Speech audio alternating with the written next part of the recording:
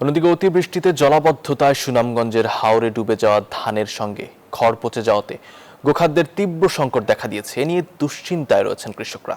এই অবস্থায় হাওর জুড়ে কম দামে গরু বিক্রি করতে বাধ্য হচ্ছেন তারা। মোহাম্মদ বুরহানুদ্দিনের পাঠানো তথ্যচিত্রে ডেস্ক রিপোর্ট।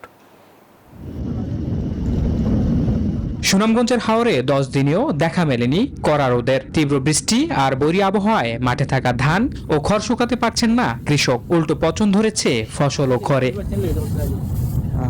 একদিকে বছরের একমাত্র বড় ফসল হারিয়ে দুশ্চিন্তায় দিন কাটাচ্ছেন কৃষক, অন্যদিকে রোদ না থাকায় খড় পচে দুর্গন্ধ ছড়াচ্ছে। এতে গোখাদ্য নিয়ে সংকটে পড়েছেন কৃষক।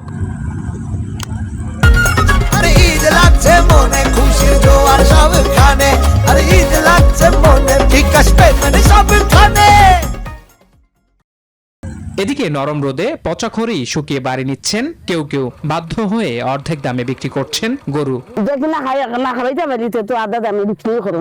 গরু আসিল 6টা, আমরা গরু খাওয়াই কি ডরা হয়ে আছে 3টা বেশি লেগেছি। ধান খাটার মতো না খেয়ে রইলেও খাইতে আনলে পানির থেকে এটা গরুও খাইতে হতো না, ওষুধ খাইব গরুর খালই যায় খেয়ে তো গরুও খাইতো না, বুঝছে খেয়ের অবস্থা খুব খারাপ। গোখাদ্যের জন্য সরকারের সহযোগিতার দাবি জানান হাওর বাঁচাও আন্দোলনের এ নেতা। আমরা আশা করি বর্তমান সরকার এই গোখাদ্য সংগ্রহ করার জন্য কৃষকদের অনুদান দিবে। কৃষকরা আগাম সংকট মনে করে গরু বিক্রি করছেন, বলছেন যারা প্রাণী সম্পদ কর্মকর্তা।